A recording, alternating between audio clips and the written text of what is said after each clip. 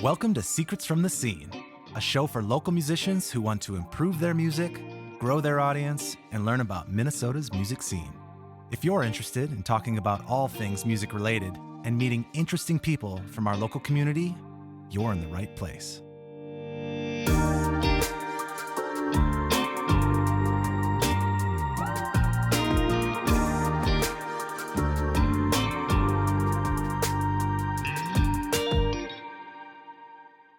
Welcome to Secrets from the Scene. My name is Stephen Helvig, and I'm your host. For everybody that's a repeat listener, welcome back. Thank you so much for joining us again. Today's guest is Jordan Johnston, and I'm super excited to meet him, to have him here at the studio here at Helvig Productions. I've followed Jordan online for some time, like a lot of guests, and, super impressed with what he's been doing. But I thought, outside of digging into his background and his music and some of the huge highlights he's done, including opening for Stokley, playing at Paisley, he just did a cool collaboration with Darnell Alexander. Correct. Yeah. Who's a veteran and heavy hitter in his own right. All of those things are super cool. I want to talk about him. But I think what immediately grabbed me is that you're sort of this continuation of the legacy of Minneapolis, of the Minneapolis Sound, of R&B and funk and those kind of things that really put the Twin Cities on a map for quite a while. Obviously Prince, but there's a lot more to that story. And so I'm excited because you graciously agreed to help me tell this story. I know it very fundamentally, probably can add a few bits and pieces, but not as much as I probably should. And additionally, I think a lot of people aren't that dissimilar in terms of like they kind of know it, but also there's a lot of gaps probably. So I think this will be a little bit of a history lesson, which I love. I'm all for that kind of podcast. So for listeners, you're gonna hear about Jordan's music and where it stems from, but additionally hear about the greater history of some of the biggest artists that have come out of Minnesota. So without further ado, please welcome Jordan Johnston. Are you sure that we tried? And this is really goodbye. And now we're sitting here wondering why? Why did I ever let you go? Should I call you up and let you know that I should have never let you go? What if we try this thing again? Cause I know you still think about me. Thank you for having me. Excited to be here. Yeah, man. Thank you. I appreciate it. So, I gave a very brief background, but tell some listeners a bit about who you are. Yeah. Born and raised Minneapolis, graduate of Minneapolis Roosevelt High School, and got into music around 2017, 2018. But I'll just start my musical history with one of the biggest influences in my life, my dad, Bob Johnston. He's a drummer, been a drummer since he was 9 years old, in and out of original bands his entire life. And he was signed to Flyte Tyme Productions in the mid-'80s to the early 90s as a songwriter-producer. And we've always had a home studio in our basement. Around 2017, 2018, I kind of just snuck my way down in there and just started messing around with stuff, just the curiosity, and fell in love with it. And me and him have been writing and producing songs since then for artists around the Twin Cities. Around 2022, we decided we had all these songs. Why not I just sing them? Why not I just be the artist? Let's put a band around me. And it's been that since 2022. So very cool. Yeah. All right, I'm going to get into some of those highlights eventually, but I'm curious about your childhood. Having a dad that worked at Flyte Tyme is pretty sweet. Yeah. What was that like as a kid? Like, did you have certain experiences, or did you get to see some things that, other people wouldn't get to see? I got to be honest. As a kid, I wasn't really into music. I was just kind of, just doing kid stuff, just kind of finding your way. I was really into basketball, actually, until I was about 16 years old. And so I was always around music, and there was always people coming in and out of the house to record. One guy that's really stuck with me is Ray Covington, big artist, R&B singer in the city. And So I'd always see people coming in and out of the house and always kind of hear what he was doing and just be interested in like, yeah, I like that. I don't like that, that kind of a thing. But yeah, I mean, honestly, I wasn't really into music until I was about like 17, 18 years old. Okay. So And was he done at that time then? my dad? Yeah. No, he's been continuing it ever since he's 9 years old. He's just always doing something. I mean specifically with Flyte Tyme. Oh yeah, by that time he was well done. Yeah. Yeah. Okay, got it. Yeah. Did you ever get to go to any sessions at Flyte Tyme? I wasn't even born yet. Okay. Yeah, I was born in 99. I think he was done in 94. So I wasn't even around yet. Did you ever get to take a tour of the space before it closed? I did actually with Paul Peterson and my dad, St. Okay. Paul Peterson. Yep. I think, yeah, it was right before it closed. I got to tour it, the studio over in Edina, and it was just crazy. Totally. Yeah. I did a session there, sort of got hired to help with a band that was doing something, I think, when it was still a school. Mm-hmm. Yep. Was it, what was the name of that? Minnesota, it was MMI, Minnesota Yeah. Music Institute. Uh-huh. That's what it was. Yeah. And so that was the first time I got a chance to walk into that facility. And then later on, Jason Miller got control of it and launched another studio, I think called Runway or something like that, maybe. Uh-huh. Yeah. Some spin-off kind of deal. Yeah. And so I got to stop in once or twice during that time too. And Cool. just, I mean, such a legendary place. Uh-huh. For anybody that doesn't know or has heard of Flyte Tyme, but it was in Edina and pretty unassuming place when you pull up until you walk inside. But it was turned into a school for a number of years and then back into a studio privately for a little while. And now it's gone, unfortunately. Yeah. But it's a huge part of that history, and we'll dive into that later. But yeah, I wanted to see how much of that you got to see as a kid, but sounds like nothing. Yeah. Unfortunately, I wasn't here yet. Yeah. Was your dad? Was it all sort of local acts that were coming into the house studio then as a kid? As a kid, yeah, just pretty much local acts. But he's told me so many stories of people that would come into the Flyte Tyme studios when he was there, and it was just just a normal Monday, Yeah. Yeah, just Janet Jackson walking by saying hi to him, whether it was the New Edition with Ralph and them just coming in. He never met Prince. He never saw Prince go in there, but obviously Prince and Jimmy were connected and Terry were connected. Yeah, so. Any crazy stories that you want to share? Oh, man. He actually, one of the stories that just really connects with me, because I personally think this is one of the greatest R&B songs ever written, is Can You Stand the Rain, a New Edition.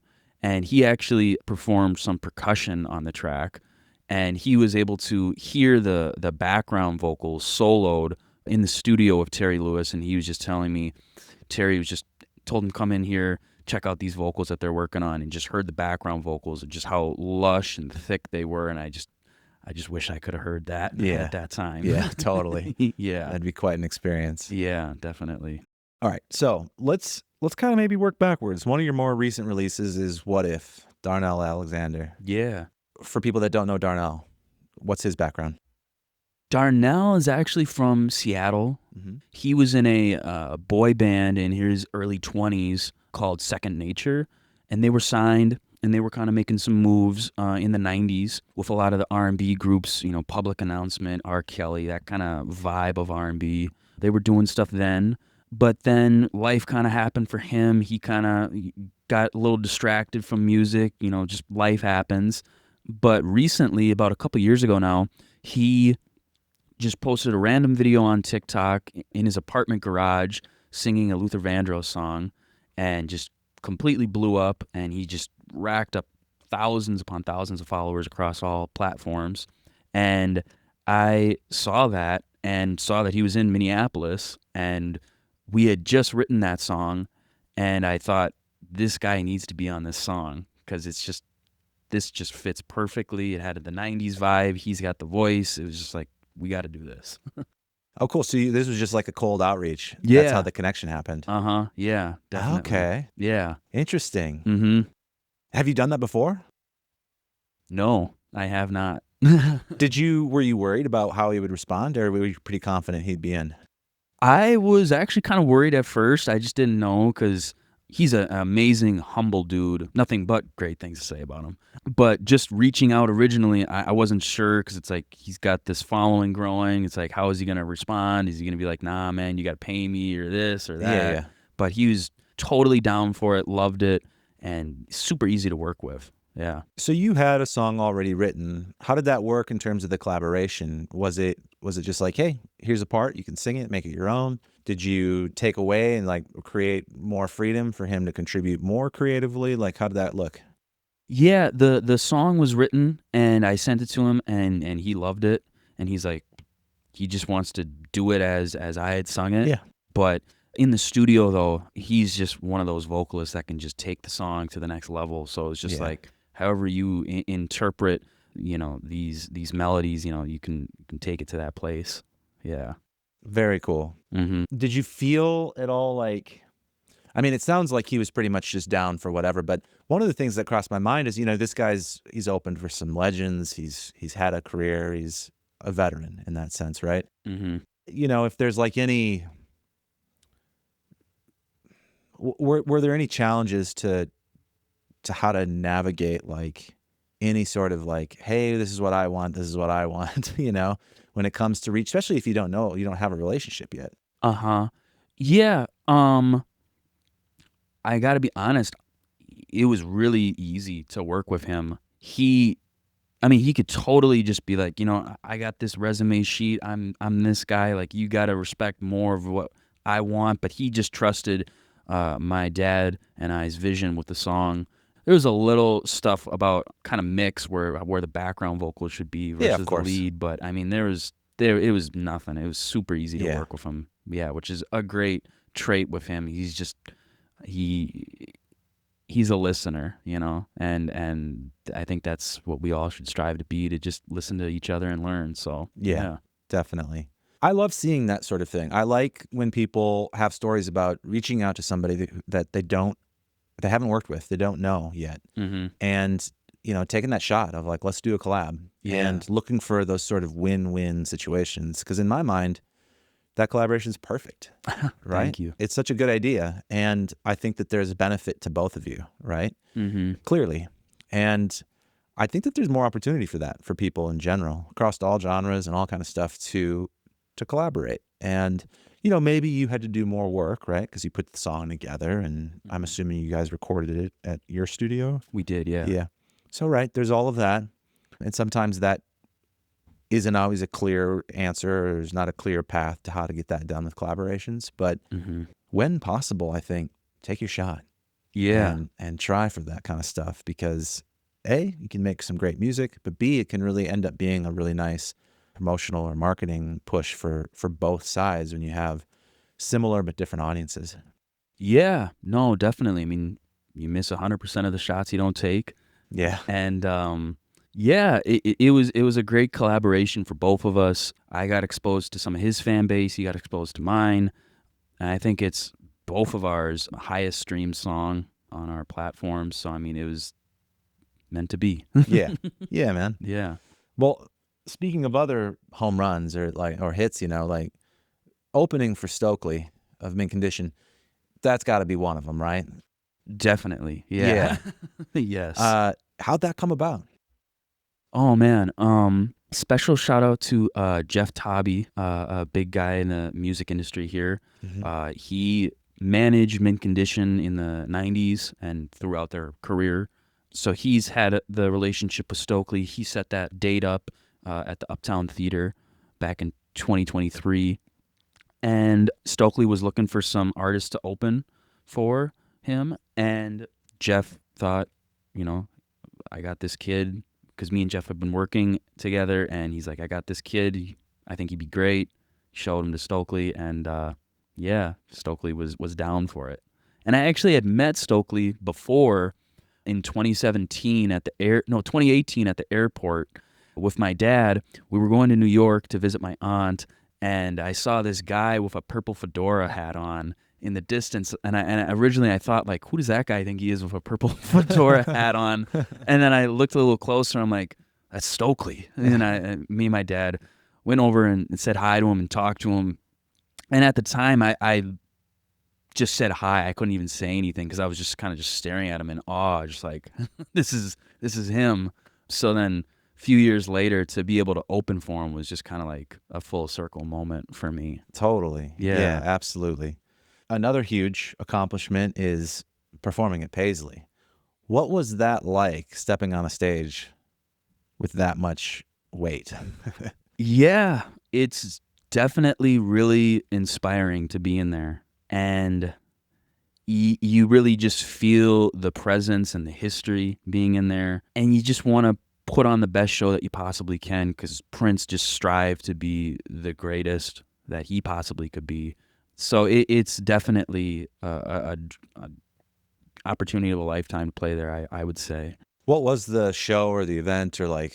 Yeah, I've played there 3 times now, actually. Okay. And so twice was an event they've put on called 7 at the Park. It's like the 7th day of the month where they'd invite an artist to perform there for a community event. And then one time I played there for a celebration, which they do in June every year.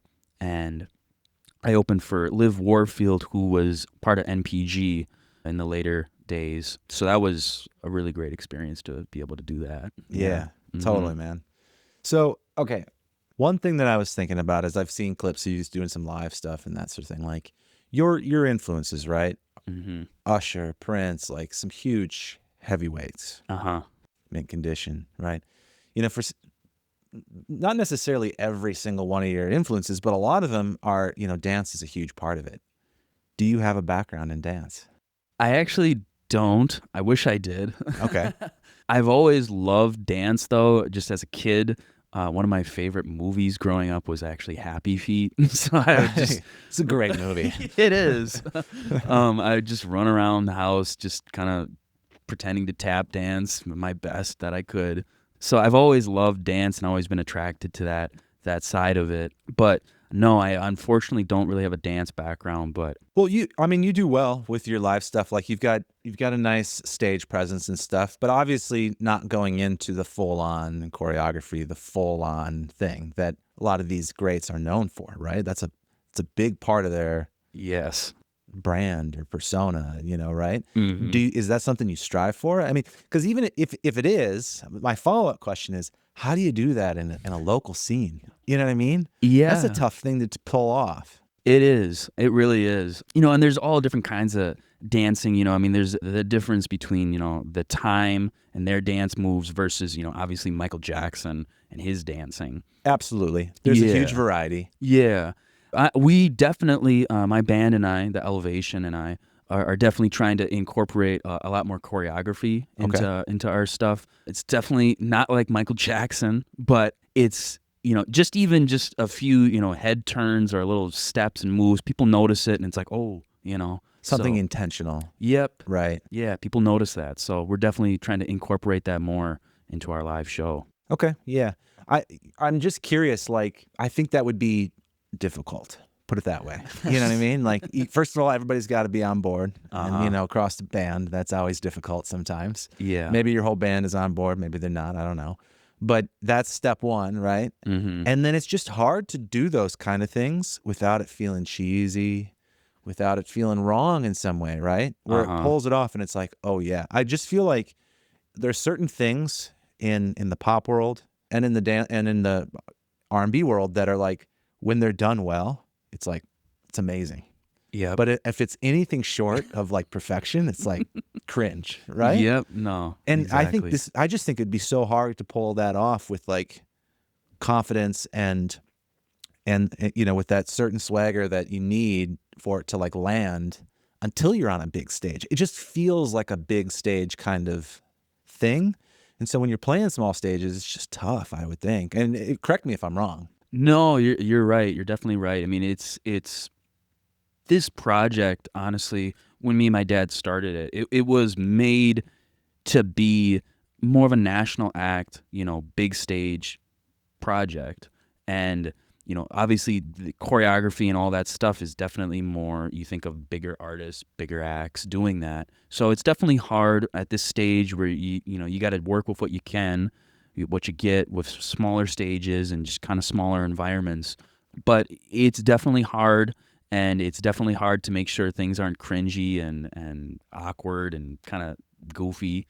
But it really is, though, too, about just having the confidence in what you're doing. That's what I was going to say. So much of it is confidence. If you have any shade of doubt in there, people can read it, and then it just falls apart, you know? Yep. Totally. All right. Okay. You and your dad are in a band together. First of all, we got to talk about that. It's probably where we should have started because, I mean, come on. First of all, your dad's a heavy hitter. Of course, if you've got somebody like that in your family, it's a huge advantage. But at the same time, it's your dad. Yeah. Right? And so that's a whole different dynamic. Like, how do you navigate this? What's that relationship like? And because he's such a, he's been a writer and a producer and stuff, how do you guys collaborate creatively? Yeah, I'm super grateful and blessed to be able to have that relationship with him. Super close with him outside of music as well. But honestly, I wouldn't want it any other way. Just the brutal honesty, of stuff. Like, we can just immediately correct each other and be like, no, that's wrong. No, do this, just to, when you're working with other people, sometimes you can't really do that. You got to kind of brush around the edges, and with him, when I'm recording vocals, he'll just immediately tell me, nope, do it again. Nope, do it again. Wrong. Yeah. So it's hard to get that level of trust with anybody else, right? Yeah, exactly. And we write and produce. Either we'll just both go in the studio, sit down on the piano, and just start coming back and forth with stuff. I'll play some chords. He'll come up with a melody. I'll hear his melody. Then I'll kind of take it and go this way with it. And then he'll hear that and go that way. But it's amazing to be able to do this with him. Something I'll always cherish forever, for sure. Yeah. Did you learn an instrument growing up as a kid? So my grandma, my dad's mom, is actually a classical pianist, and they moved to Minneapolis, I think in the 70s, and she was a pianist, like a hotel bars and whatnot. So she was always doing that. I kind of took a few lessons from her when I was like 7 or 8, but I didn't take it serious. So I kind of self-taught myself the piano, kind of just watching my dad play a little bit and then just kind of learning songs that I gravitated towards. So I wouldn't say I've ever really taken lessons on anything. So sure. Yeah. But do you use an instrument now for writing purposes? Piano, mainly. Yeah. Okay. Yeah. Because your dad is your drummer in your band, correct? Yep. What about the other bandmates? So we have Ace Mack on the bass. Ace is a guy from Milwaukee, came here in the 80s when the Minneapolis Sound was kind of booming. And him and my dad have actually been in bands since the mid-90s. So that's just another full circle moment for those two. And then on keys, we have Damar Gale. He was in a Grammy-nominated reggae band called called Raging Fire. And so his influence and different background really adds a different element to this. It's just, you wouldn't necessarily think to pick him for this project, but he just fits perfectly for this project. And then on guitar, we have Tony Lee, who is a guitarist for Chase Innovation, and he's also has his own original band, Matcha Fever. So he's a songwriter, producer as well. So got a lot of different backgrounds and creative influences in the project. Sounds like some of these connections were from your dad's era, right? And then some from yours. Is that correct? Yeah, Tony, I think, is a couple years younger than me. Okay. Yeah, no, it's a mix of the old school and the new school coming together. Yeah.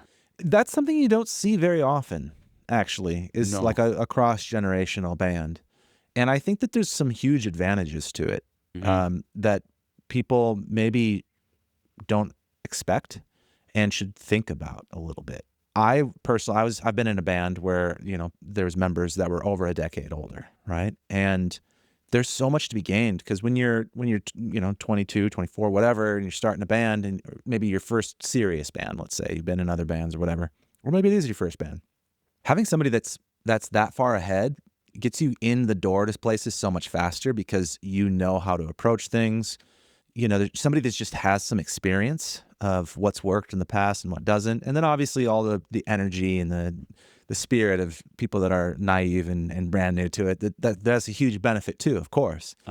But having a little bit of both worlds, I think, is just underrated for sure. I think that some people would be like, no, I just want my peers. And that's all great too. Mm-hmm. But when an opportunity presents itself to play with somebody that has considerable more years in the scene, you might be surprised at how much you can learn from them.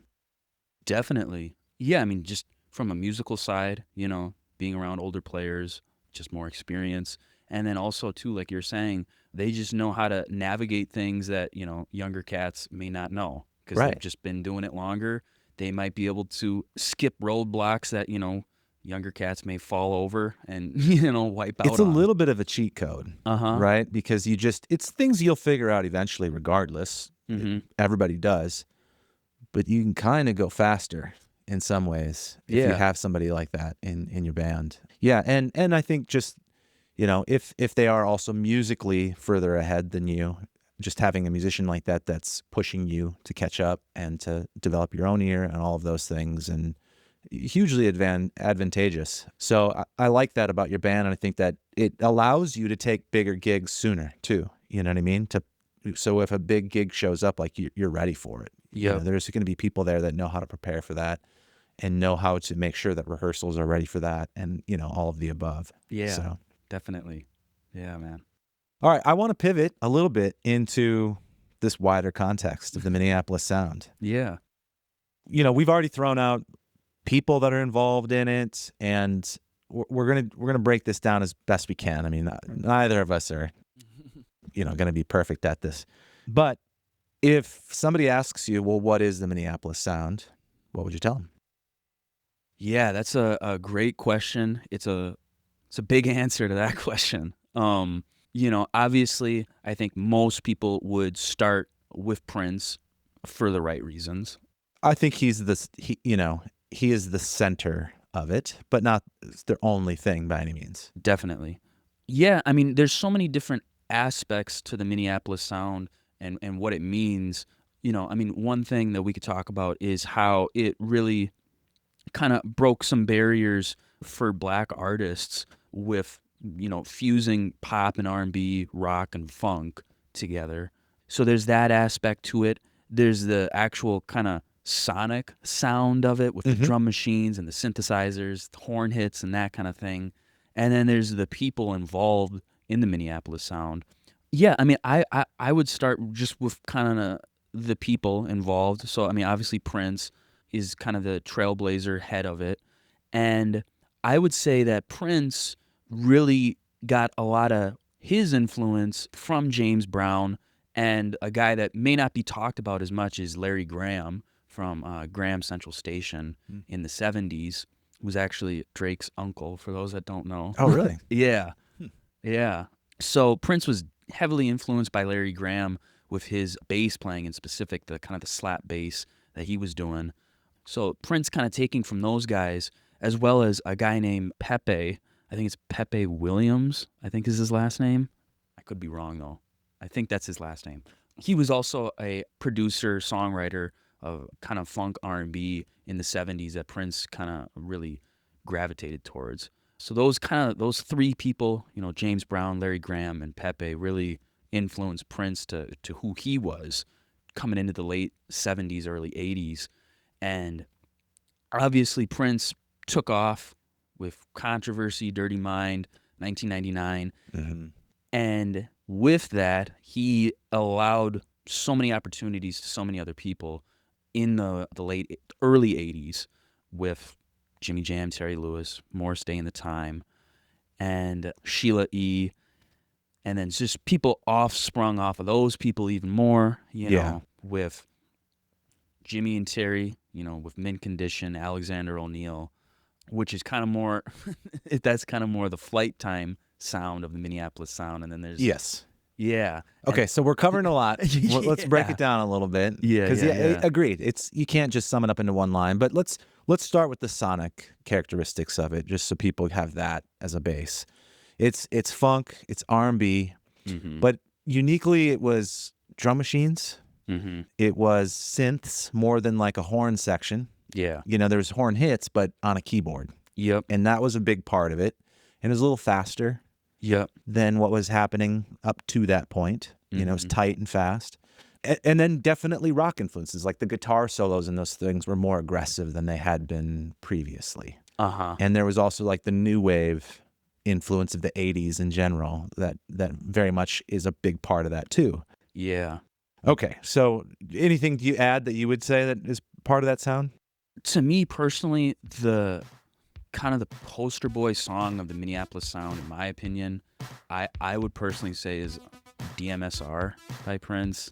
Just the heavy drum machine, the funk bass, the synth line and the synth hits, to me that's just like, that's the Minneapolis Sound, if anybody's wondering what that is. Like, that's Okay. classic right there. Okay, so I agree with you in that generally the quickest answer is you start with Prince. Mm-hmm. But I would say that clearly he didn't just come out of nowhere. Yeah. Right? There was already stuff happening. You also mentioned that, for Black musicians, the Minneapolis Sound was such a big deal because it fused in elements that were all across all genres. Mm-hmm. The Minneapolis Sound was playing to very mixed audiences. Yeah, Right? definitely. And in an era where that wasn't very common. Uh-huh.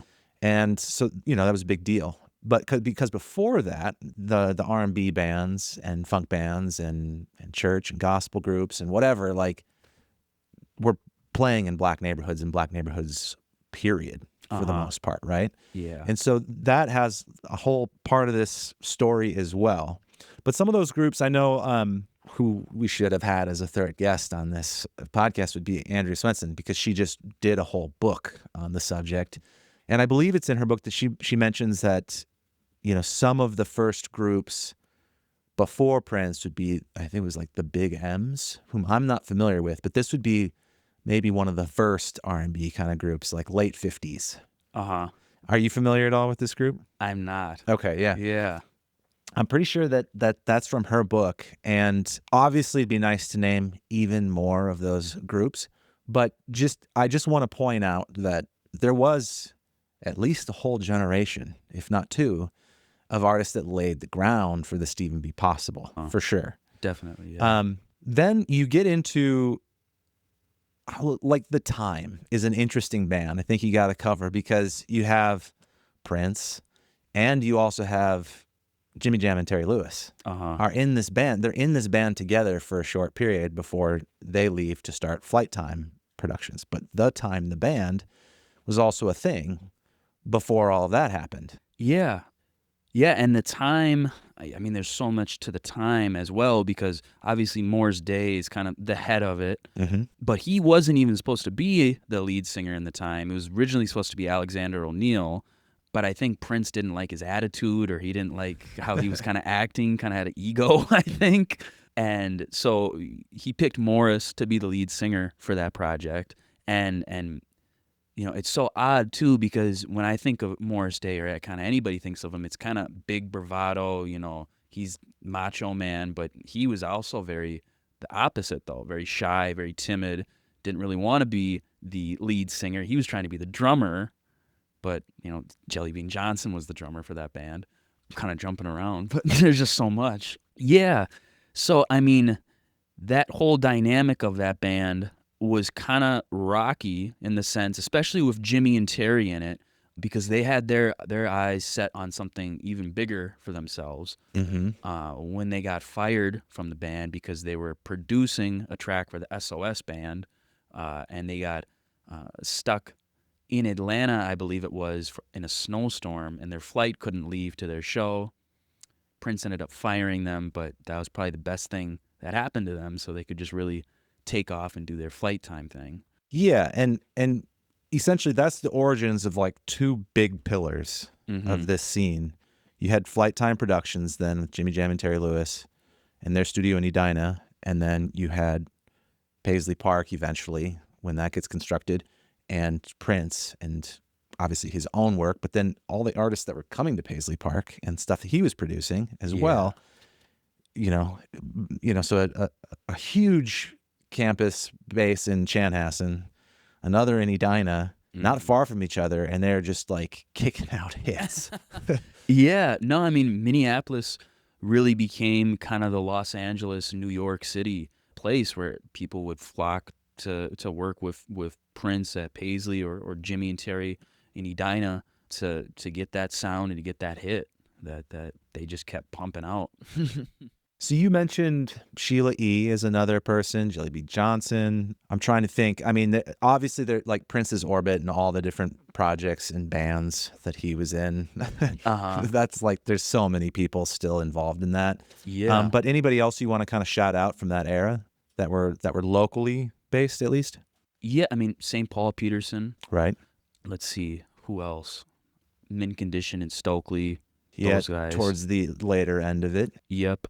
I have The Family written down. Oh yeah, F the Family. Deluxe. Yep. But was that all local? That pretty much was local. I mean, that was Jelly Bean and St. Paul. Jerome was in that as well. Yeah, that was pretty local. And Prince had kind of stopped the release of their album, kind of shut them down in a sense. Yeah, I don't know. Yeah, Prince. I'm not hating on him at all, but in some way, his competitive nature he would let people get to a certain level, but if he kind of saw you, getting a little higher, he'd kind of shut it down. Who else would I mention? Well, if more come to mind later, just by all means, throw them in. Outside of the local acts, there was huge hitters coming into town. You mentioned Janet Jackson already that your dad would bump into at Flyte Tyme. Everybody from Mariah Carey to Boyz II Men to, I mean, like all the biggest R&B groups of that era were working with Jimmy Jam and Terry Lewis. And then, all the way into like, Lizzo worked with Prince before she left Minnesota, right? So that legacy lasted a very, very, very long time. I mean, it's not necessarily done and gone, but Flyte Tyme's officially closed. Paisley's a museum essentially now. So it does feel like an end of that era. Yeah. But a lot of the people that were a part of it are still around today. Definitely. And still creating music. Yeah, and that's where kind of, like you said, that era of the Minneapolis sound is kind of over with, but it's continuation and of the new generation with some of the original people still here, but so many other bands though today kind of continuing that, and I'd like to think of myself as part of continuing 100% that. You are a part of that. Yes. Thank you. Yeah. How much do you think of that lineage when you're putting your stuff together? Like, do you find yourself saying like, I want to stay inside this lane, or not, or it's just happening naturally because you grew up with it? I would say I'm definitely prideful about it, and I want to represent that, but I also it's just kind of natural in how I write and produce and kind of think about music. It's just so much a part of my DNA that it comes out just kind of naturally though too. Yeah. Yeah. When I think about the lineage and how many people are still around doing it, like it feels to me like there's a lot of opportunity to do even more collaborations, right? Trying to find people that are like, hey, I still want to do this exact thing. Is that something you thought about, attempted, to like basically bring some of those veterans out and be like, I mean, some of them are still busy with stuff, of course, right? Definitely. But some probably aren't, right? Yeah. Yeah, definitely. I'm always kind of thinking about that. I want it to be right though. I don't want to kind of force it in a sense, kind of like with Darnell. I wasn't like looking for somebody for that song. It just kind of like just happened, just kind of came about. So I definitely want to work with some of the originators of it, the people that were, there in it. But I want it to be right and organic though. I don't want to kind of just force it, in a sense. Because, yeah. Another thing that crosses my mind, if I put myself in your shoes, is the opportunity to do like sort of tribute shows and that sort of thing. And one thing that we had talked about on the call beforehand was like, you had mentioned that can actually be kind of difficult because there are so many acts that are doing sort of that tribute style thing that, it can feel like it's sort of taking away from original music that's trying to carry this forward versus just staying in the past. Yeah. And that's another thing that I would say a big part of the Minneapolis sound was the originality it was all original music, original bands coming up trying to make it. And I want that to be a forefront today still of original music, original bands, trying to, push that continuation. There's nothing wrong with paying tribute to the past, and it should be done because there's a lot to pay tribute to, honor it, continue it. Of course. But yeah, I would like to see more of a balance in my personal opinion. This is just me, but in my personal opinion, I feel like it's a little unbalanced right now with tribute acts versus original music being supported and pushed in the scene, specifically kind of the R&B pop scene. But yeah, I would like to see that balance a little more. Yeah. Yeah, definitely. However, do you find it useful to include covers? I do. Right. Yes, like, definitely. Yeah. there's an element if you can also play into it, right? Because I think that sentiment is somewhat shared across multiple genres. There's a lot of working cover bands out there. There's tribute bands out there and all that sort of thing. And I would just say that, like, while yes, sometimes it can be like, for lack of a better word, it can just be a little frustrating. It's like, because getting people out to shows for original music is tough. Yes. It's tough. Yeah. And, then you see a cover band or somebody else and the crowd's just built in and that can be frustrating. However, for anybody that feels that way and has that sentiment, I do think that there's an opportunity to put a foot in both waters, right? Like, you can attract more people by, especially if you're new, right? And you're trying to get your first audience going and that sort of thing, by sort of putting together at least a set that is basically all covers or tributes and that sort of thing, because that can get you some gigs at places where it's like, all right, well, one set I'm going to do all of this, and then one set will work in the originals and that sort of thing. And that can help you start finding the audience that you want to find, because you're basically saying, hey, if you are a fan of this music, you're going to like this song that I play right after it, right? Which is essentially what people are doing online a lot of times. Like, if you like this person, check me out. You're just doing it live at a show, and there's nothing wrong with that. Plus, learning covers can be a really, really good way to develop your musicianship. And having to study some of the hits and learning a huge catalog of music will get you better on your instrument and understanding, like, what makes this work. And then, because when you play something that really, really works, and then you play your song and it doesn't really, really work, it can be a really like, oh, I gotta work on something here, And not that you're going to be able to follow up a hit. Like, that's a huge ask. I get that. But I'm just saying that there's a lot to be learned. There can be some huge advantages to doing it. So for anybody that feels that way, don't just think black or white. It's got to be original or it's not. Like, there's a really good mix that can work well for you. Yeah, no, that's totally true. Yeah, we definitely mix in covers in our shows, and one of the things that we try to do actually is take a hit song. If you've been to one of our shows, we do "Yeah" by Usher, and we don't play it really at all. Like, the record, we've kind of really rockified it and changed it, and people really enjoy it, actually. So it's cool because it's like we're playing that song, but we're playing it in a new way to kind of let people know that, yeah, we're give them a little taste of this, but then it's like, oh, they're doing it this way, So that's really cool too. I think putting your own flavor on stuff is really smart. Yeah. And then, because that still feels original with an original arrangement of it. I think another great way of doing that is to sort of medley songs. Definitely. So if you've got a song that's used a similar chord progression, or maybe the same chord progression, because so many songs do use the same chords, like medleying into something else that's exactly like it. I think crowds are always impressed by that, and it's a fun way to do it. It keeps people dancing. You never stop, and it's an easy way to go between original and covers, and it's smart because it takes talent to do, right? It takes thinking about how do we shift from this, like, how do we make this a little bit different and make it our own, make it in our style. Totally. Yeah, man. Yeah. So what are you working on now? What's next? What's next is gearing up for the new year, kind of just taking a step back right now to process things and kind of get creative juices going again. Sometimes that's needed to do that.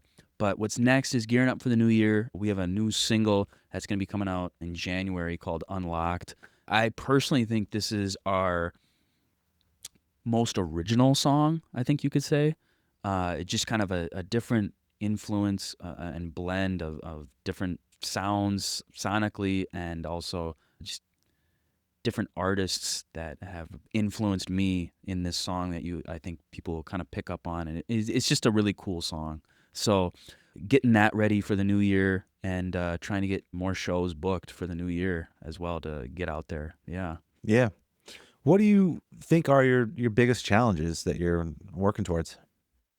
Biggest challenges. I would say we currently also are trying to actually expand and get out of Minneapolis. Not get out, but play in different cities. Yeah. Expand our what would you call it? Not network, but Your reach. yeah, expand our reach and try different markets. So trying to get gigs in, like Chicago or Milwaukee, kind of the Midwest area, just trying to expand that.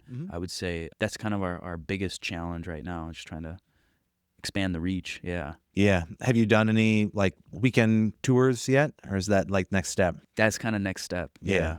Yeah, we're excited about that, though, to make Yeah. that happen. Yeah. Yeah. But it takes a lot, right? It Lot does. more planning, maybe having to bring somebody with you on another band, or finding local support, of course, and right places for you, and getting somebody, just getting that first yes. And then, maybe putting together more than one night if you're going to drive all the way to Chicago. So can you make a stop in Madison? Can you? Yeah. Yeah. Mhm. It's tricky, but Yeah. It's exciting, though. cool. Well, if people want to follow you, learn more about you, where would you like to send people? Yeah, all platforms are at Jordan Johnston Music. That's JOHNSTON. And then my website, jordanjohnstonmusic.com. And you can find next shows, releases, all the new posts, everything like that. Yeah. Awesome. Just a few more things before we wrap it up, but I know I want to just acknowledge that, like, of course we didn't do at all an in-depth history of Oh, no. of all the things that make up Minneapolis Sound. We hit we hit at least most of the highlights. So if we left something out that's important to you, feel free to drop it in the comments, and I'll try to work it into maybe a future episode somewhere. I love doing history stuff, so we can always I'll find a reason to come back to anything that was missed that desperately needs to be talked about. And if in general you love this, I would say go check out Andrea Swenson's book, There's Got to Be Something Here. She does a deep dive on it and probably gives a lot more credit where credit is due. Where we're talking about the people that are well known. I know that she covers a lot of people that are less so.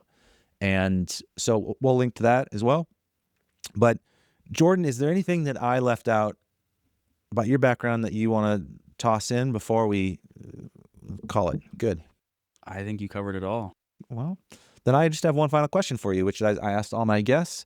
If there's a secret, something that you want to pass along to people, something that you've learned along the way of your journey, anything at all that you want to just pass along to the scene? I would say just continue to do it for the love and passion of it, because if you get caught up in the goals, and there's nothing wrong with having goals, but if you get caught up doing it for the wrong things, the love of it will definitely fade away. So just keep doing it for the passion and love for your craft, and you'll enjoy it. That's something that I've learned. Yeah. Yeah, so true. And everybody needs a reminder of that all the time, because we're forced to look at these metrics all the time. Just sort of avoiding that. You've had some good growth with social media pages and your Spotify numbers and all that stuff, but like, how do you not get caught up in it? I mean, I'll be honest, it's hard not to. There's definitely days where it's discouraging, but yeah, you just got to try to just keep the forefront of, like, I'm doing this because I love it, and I'll continue to do it, if nothing else happens, because I'm actually living the dream by just doing it. Because if you're playing in front of one person or 10,000, you're still doing the same thing. even though obviously it's hard, you know, we want to play in front of as many people as possible. You know, music is meant to be shared with everyone. Yeah. But you got to just really try to just do it for yourself, though. And that way you'll always be fulfilled. All right, one last thing, just because we brought it up earlier in the episode. If you could collaborate with somebody on the next single, it hasn't been written yet, you know? Uh-huh. And it's got to be somebody that's like reachable, you know? Okay? Who would it be? You know, actually, she's an amazing vocalist. Always at Bunkers on Sunday nights. Monique Blakey. Yeah, Monique's the best. Yeah. I've done a handful of projects with Monique over Yeah. the years. She's powerhouse singer. Yeah. So All definitely. right, Monique, we're going to tag Yep. you. We're going to Yep. Definitely. putting you under the spotlight. All right, cool. Well, Jordan, this was fun. I really appreciate your time. Thank you for helping me share some history, share your story. I hope I see you around again. Thank you. Yeah, I appreciate the opportunity. It's been fun. Thank you, man. For everybody that listened, thank you so much for tuning in. If you enjoyed the show, please subscribe, like, leave a rating, do all the stuff. It's cheesy, I know, but it does really actually help us keep going and get a sense of what's working and what's not working. So thank you so much for listening. We'll see you next time.